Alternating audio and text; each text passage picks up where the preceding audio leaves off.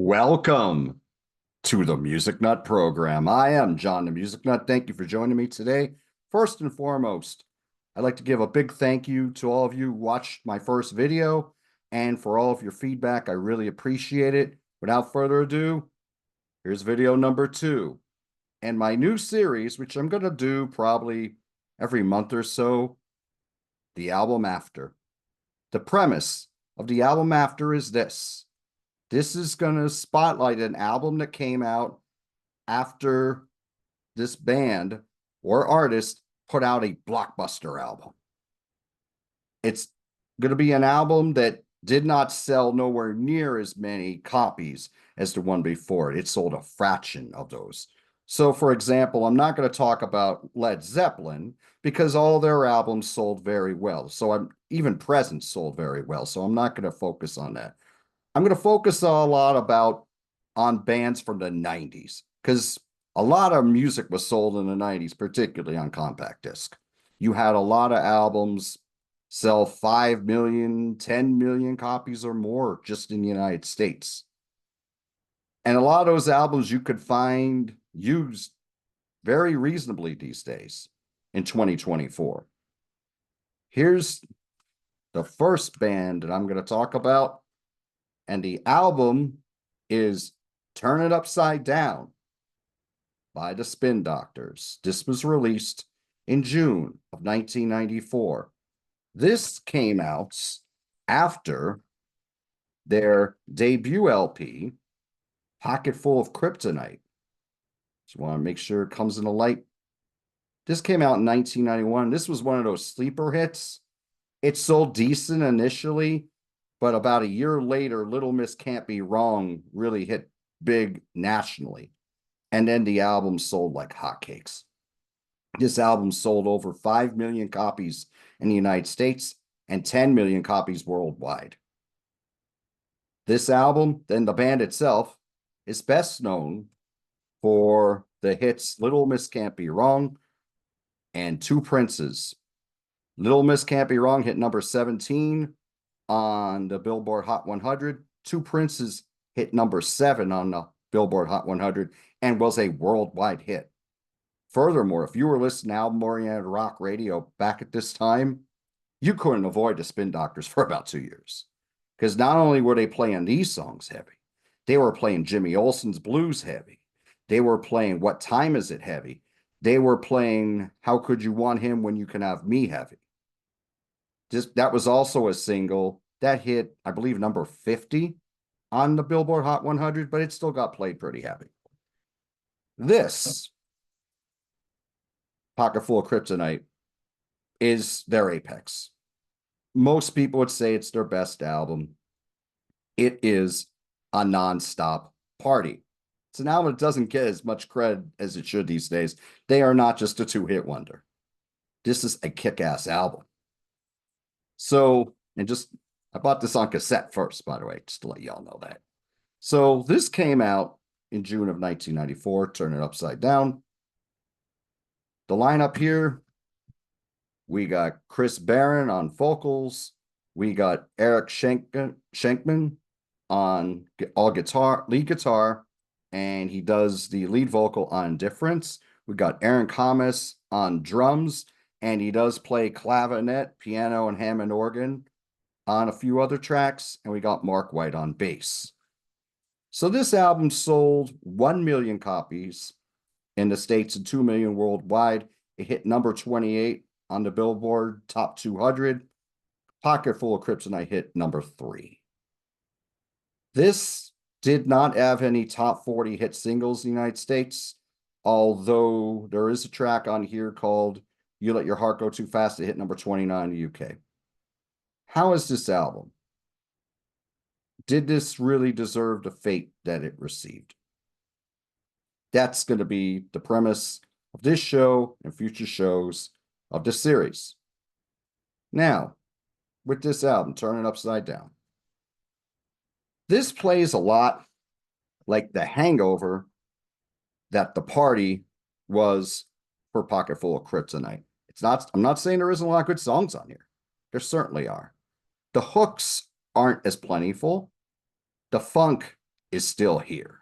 The fire is still here on certain tracks, and I'm going to go through them. Big Fat Funky Booty is the opening track. This is funky as hell, but it doesn't quite have the spirit or the hooks of Jimmy Olsen's blues that led off their previous album. Mark and Aaron's groove is sick on here. And that, let me just say, Mark White and Aaron Thomas, underrated rhythm section. They were killer. Mark was one of the funkiest bass players around the 90s. You Let Your Heart Go Too Fast is the next track. That was the second single. That hit number 42 on the Hot 100 here in the States. When this came out, a lot of people thought this was Steve Miller Band.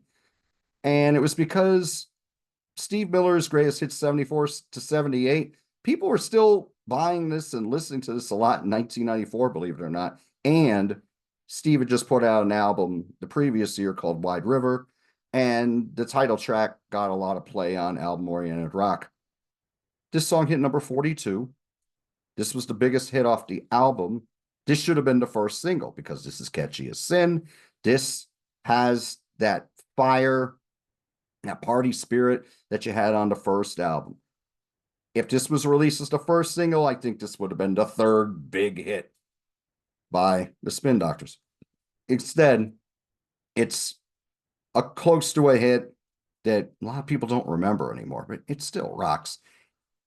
Catchy chorus, great bridge, great performance by the band, excellent track. Now, the first single was the next song, Cleopatra's Cat. This hit number 84 on the Billboard Hot 100. This is one of those songs that is very different. It's atmospheric. It'd be a cool deep cut. It's not a single. With Chris's scat singing, there's not really a hook on here.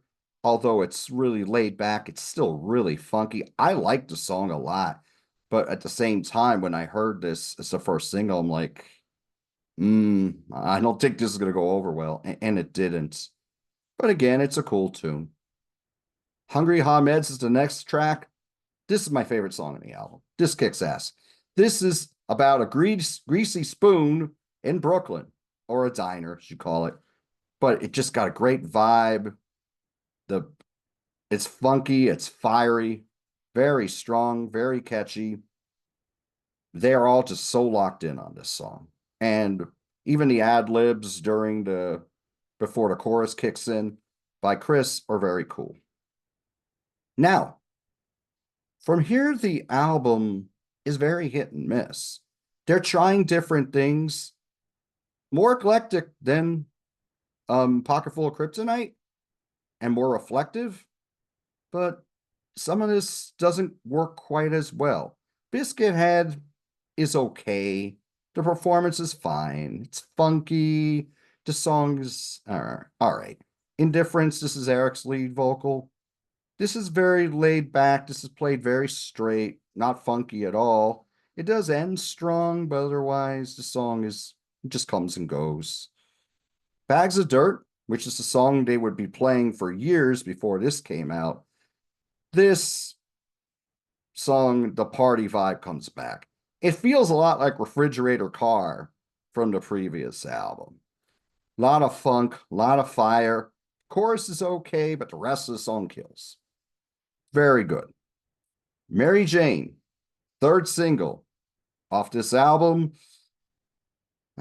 Not so good. I didn't like it in 94. Listen to this album again in 2024. I'm like, it sounds a little tired to me. It's laid back. I appreciate that they're trying different things on this album, but most of the time it just doesn't work.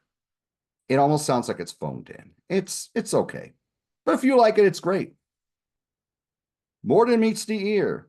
Now they're going really slow, trying to make something more dreamy, more like a dream pop type song. Again, it just drifts. It just comes and goes. It's just not much to it. Larrabee's Gang, this is better. It has more of a vibe of those adult alternative songs that would get more prominent as the decade would go on. But it's cool. It has a nice chorus on it. It's good. At This Hour was the song that they played earlier in the clubs before they got a major label. And I could kind of see why this wasn't, I could see why this is near the end of the album, and I could see why this was not on the first album. Because, I mean, it's okay, it's got a strong groove, but the song is not that hot. Someday All This Will Be Road. This is decent. It's more reflective, more laid back. Nice chorus on it. I'll definitely say that. Beast in the Woods, good album closer. Very good album closer. The Funk and Fire is back on this one. This ends the album very well. First four tracks, pretty good. Not quite up to the standard of the first album, but pretty close. After that, Bags of Dirt's great. Beast in the Woods is a very good closer.